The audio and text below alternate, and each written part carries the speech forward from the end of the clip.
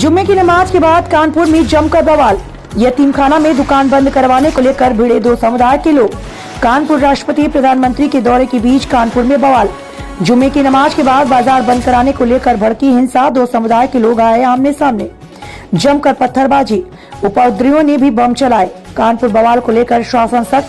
कानपुर हिंसा को देखते हुए 2 कंपनी और प्लाटून पीएससी भेजी गयी। बड़े अधिकारियों को कानपुर रवाना होने के निर्देश। कानपुर के पुलिस कमिश्नर विजय मीणा और डीएम न्याय शर्मा ने लोगों से क्या कुछ कहा, ये सुनाते हैं आपको।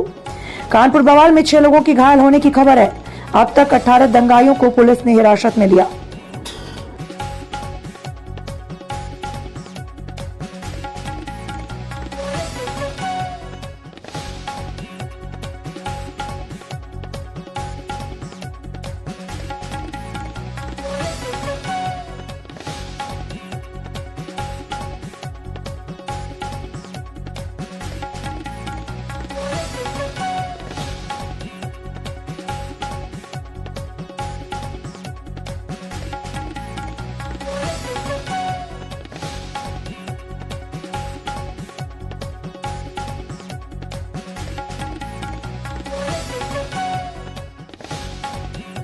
हटो।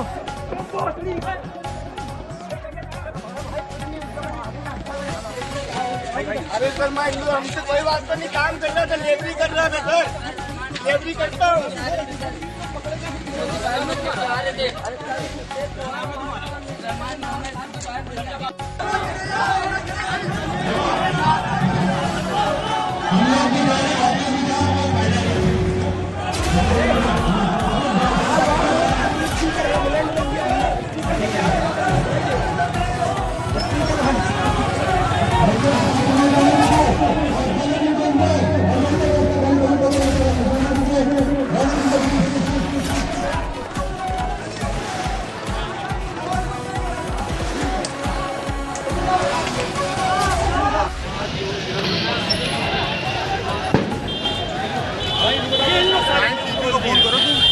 कर दिया फोन भेज रहे।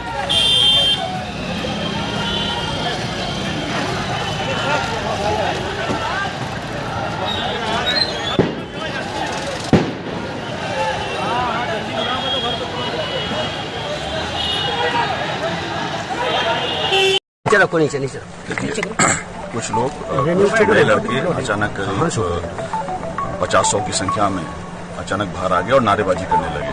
इसी में दूसरे पक्ष ने विरोध किया तो आपस में पत्थरबाजी। उसी वक्त वहां पर फोर्स मौजूद था, लेकिन करीब 8-10 सिपाही तो उन्होंने रोकने का प्रयास किया और काफी कंट्रोल भी किया। तुरंत कंट्रोल रूम में सूचना हुई, विदिन 10 मिनट वरिष्ठ अधिकारी मैं खुद यहाँ पे मौके पर आ गया और जो उपद्रवी थे जिन्होंने प्रयास किया था माहौल खराब करने का, उनको खदेड़ दिया गया। करीब 15-20 लोगों को हम लोगों ने हिरासत में लिया है, पूछताछ कर रहे हैं और सभी जगह पुलिस गश्त कर रही है। स्थिति अभी वर्तमान में 2 लोगों की सूचना है जिनके चोट आई है और स्थिति इस वक्त सामान्य है। पुलिस गश्त कर रही है, सभी वरिष्ठ अधिकारी मौके पर हैं और स्थिति सामान्य है। अंदर गए हैं, अभी जाना नहीं है। थोड़ा सा बैठ लेने की स्थिति, मैं थोड़ी सी बात कर लें, क्या स्थिति है क्या? देखिए ये बोलते जाइए। एक डिफिकल्ट सिचुएशन है, थोड़ा लॉ एंड ऑर्डर का इशू हुआ है। ठीक है काम स्थिति कंट्रोल में है। अभी स्थिति कंट्रोल नीचे करो भाई, नीचे कर लो भाई, नीचे करो। लेकिन मौके पे पुलिस के सीपी साहब एंड जॉइंट कमिश्नर हम सब लोग यहाँ मौजूद हैं और जैसा कि आप देख सकते हैं अभी थोड़ा नियंत्रण में आई है, लेकिन इसमें जो मिसक्रिएंट्स हैं वो नैब होने बहुत जरूरी है और उनके विरुद्ध में कार्रवाई होना बहुत आवश्यक है। उसके लिए हम लोग अभी लगे हुए हैं एंड रीइंफोर्समेंट अभी और भी आ रहा है पुलिस का, तो उसके साथ हम ये पूरा एरिया डोमिनेशन करेंगे। कानपुर नगर के बेकनगंज थाना क्षेत्र के नई सड़क इलाके में आज जुमे की नमाज के बाद से कुछ लोगों ने वहां की दुकानों को बंद करने का प्रयास किया, जिसका विरोध दूसरे पक्ष के लोगों ने किया। इस बात को लेके जब आपस में टकराव हुआ और पत्थरबाजी की घटना हुई, इस सूचना पे तत्काल पुलिस मौके पर पहुंच के जो जिस संख्या में पुलिस बल वहां मौजूद था, स्थिति को नियंत्रण करने का प्रयास किया और घटना के तुरंत बाद ही वहां पुलिस आयुक्त तथा अन्य वरिष्ठ अधिकारी मौके पे पहुंचकर आवश्यक बल प्रयोग करके स्थिति को नियंत्रण में किया। इस घटना को शासन ने बहुत गंभीरता से लिया है तथा इसके लिए अतिरिक्त पुलिस बल को वहां भेजा गया है, जिसमें कि आज टोटल 12 कंपनी 1 प्लाटून पीएससी को वहां रवाना किया गया है। इसके अतिरिक्त कुछ अधिकारीगण भी भेजे जा रहे हैं। वहां जिस भी व्यक्तियों ने वहां उपद्रव किया है उसकी पहचान की जा रही है। अब तक 18 लोग गिरफ्तार किए जा चुके हैं तथा हमें पर्याप्त मात्रा में वीडियो फुटेजेस मिल गए हैं, जिसके आधार पे हम आगे की कार्रवाई करेंगे। उपद्रवियों के साथ साथ जो षड्यंत्रकारी हैं उनके विरुद्ध गैंगस्टर की कार्रवाई की जाएगी। इसके अतिरिक्त वहां के सभी अमन पसंद लोगों से यह अपील है कि शांति व्यवस्था बनाए रखने में प्रशासन का सहयोग करें तथा हमारा उपद्रवियों को पहचानने में हमारी मदद करें। इसके अतिरिक्त वहां के अधिकारियों को यह निर्देश दिए गए हैं कि राउंड द क्लॉक पुलिस और प्रशासन की ड्यूटी लगे तथा हर हालत में शांति व्यवस्था बरकरार रहे। उत्तर प्रदेश शासन तथा उत्तर प्रदेश पुलिस किसी भी स्थिति में शांति व्यवस्था को भंग नहीं होने देगी। उत्तर प्रदेश से बड़ी खबर सामने आई, जहां एक मस्जिद में नमाज के दौरान छत गिरने से 2 लोगों की मौत हो गई जबकि 7 लोग घायल हुए। ताजा मामला जनपद बहराइच का, जहां नानपारा कोतवाली इलाके के खैरपुरवा गांव में शुक्रवार को उस वक्त बड़ा हादसा हो गया जब गांव के लोग मस्जिद में जुमे की नमाज अदा कर रहे थे। नमाज के दौरान अचानक मस्जिद की छत गिर गई, जिसमें छत के नीचे दर्जनों नमाजी दब गए, जिन्हें रेस्क्यू कर किसी तरह से मलबे से बाहर निकाला गया। इस घटना में 52 वर्षीय मुलिम सहित 2 लोगों की मलबे में दबकर मौत हो गई। वहीं इस हादसे में दर्जनों नमाजी घायल हो गए, जिनमें 7 लोगों को गंभीर चोट आई है, जिन्हें नानपारा की सरकारी अस्पताल में इलाज के लिए भर्ती कराया गया। बताया जाता है कि मस्जिद में निर्माण कार्य चल रहा था। नए निर्माण के लिए आधी छत टूट चुकी थी, जबकि आधी छत को तोड़ने का काम अभी बाकी था। लेकिन आज जुमे के दिन मस्जिद में भीड़ ज्यादा हो गई और शायद इसी वजह से टूटी हुई आधी छत अचानक गिर गई, जिसके चलते बड़ा हादसा हो गया। फिलहाल ग्रामीणों की मदद से मलबा हटाने का काम किया जा रहा है। वहीं जैसे मस्जिद की छत गिरने के दौरान मुस्लिम की मौत की खबर उसके घर पहुंची, वहां मातम का माहौल छा गया। घर वालों का रो रो कर बुरा हाल है। हादसे के बाद मौके पर पुलिस बल भी पहुंच गया, साथ ही प्रशासनिक अमले ने भी स्थिति का जायजा लिया। अब्दुल शाहिद की रिपोर्ट।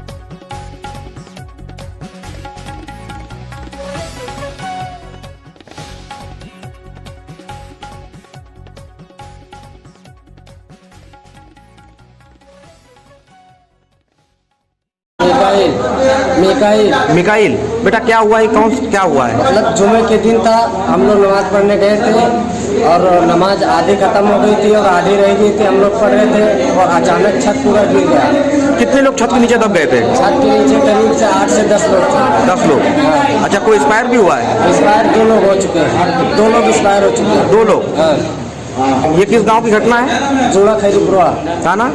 जोड़ा खैरीपुरा, थाना नानपारा। थाना नानपारा। आज दोपहर थाना नानपारा के ग्राम जूड़ा के मजरा खैरीपुरवा में एक पुरानी मस्जिद में लोग नमाज अदा कर रहे थे। अचानक उसकी छत गिर गई है, जिसमें कि एक व्यक्ति मुनीम खां की मौके पर ही मृत्यु हो गई थी और 8 व्यक्तियों को वहाँ से रेस्क्यू करके तत्काल तत्परता से स्थानीय चिकित्सालय में भर्ती कराया गया था, जहां पर एक अन्य की शहादत की भी मृत्यु हो गई है। उप जिलाधिकारी क्षेत्राधिकारी नानपारा ने तत्काल तत्परता से वहां रेस्क्यू कराया है। मौके पर शांति व्यवस्था बनी हुई है, घायलों का उपचार हो रहा है। मुख्यमंत्री के आदेश को ठेंगा दिखाकर धड़ल्ले से संचालित है अवैध वाहन स्टैंड। सुविधा शुल्क के नाम पर वाहन चालकों से प्रति चक्कर वसूला जाता है 20 रुपए। एक दिन में 8 से 10 हजार रुपए की होती है अवैध वसूली। बिना परमिट सवारी भरकर फर्राटे भर रहे डग्गा मार वाहन। जौनपुर से रविंद्र दुबे के साथ कैमरामैन अनिल अग्रहरी की रिपोर्ट।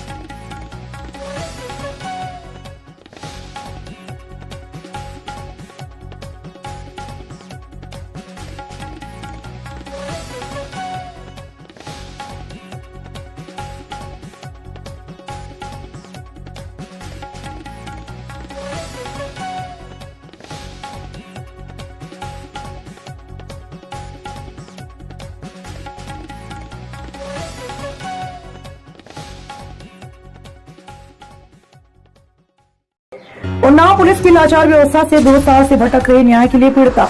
एफआईआर 364 में दर्ज, फिर भी अभियुक्त गणों की नहीं की जा रही बिहार थाना जनपद उन्नाव पुलिस द्वारा गिरफ्तारी।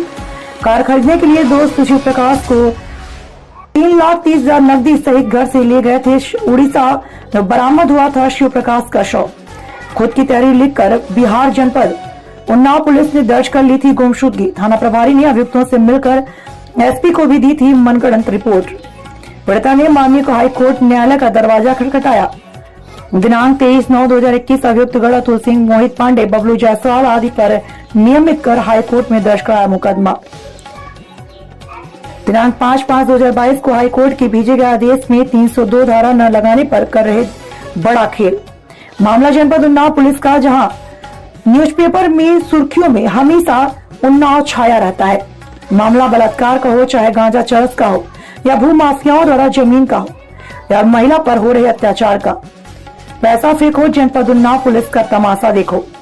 भेजे गए हाईकोर्ट के धारा 302 बढ़ाने के आदेशों को जनपद उन्नाव पुलिस नहीं मानती, न्यायालय के आदेशों को दरकिनार कर देती है और मुख्यमंत्री की और उप मुख्यमंत्री के आदेशों को भी नजरअंदाज कर रही है। सचिन भारद्वाज की खास रिपोर्ट।